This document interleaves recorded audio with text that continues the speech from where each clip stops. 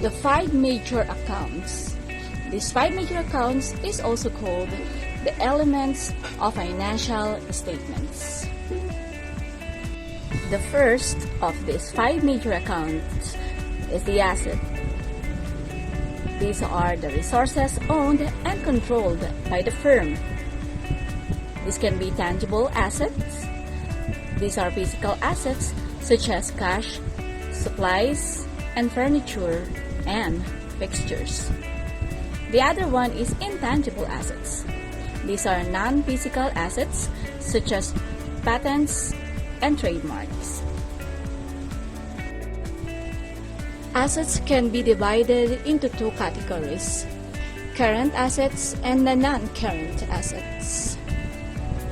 Current assets are assets that are expected to be converted to cash within a year, such as cash, accounts receivable, notes receivable, inventories, supplies, prepaid expenses, accrued income, and other short-term investments.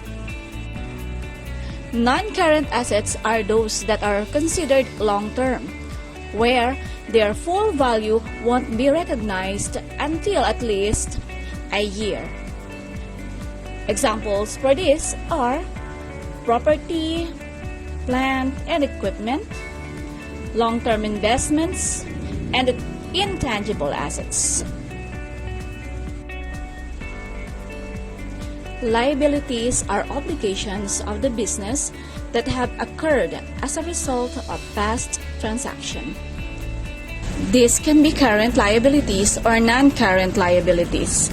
Current liabilities are those short-term obligations which are due for payment or settlement by the business within a year, while non-current liabilities are long-term liabilities which are not due for payment or settlement within the next one financial year. Owner's equity represents the owner's investment into business minus the owner's draws or withdrawals from the business.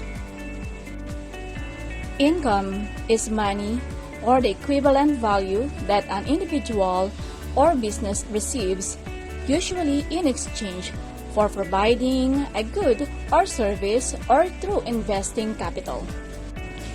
We can use the terms like service revenue or service income for service entities, and sales for merchandising and manufacturing companies to record this.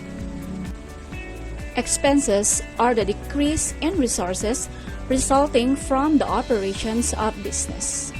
Examples for this are salaries expense, interest expense, and utilities expense. Let us now talk about the accounting equation.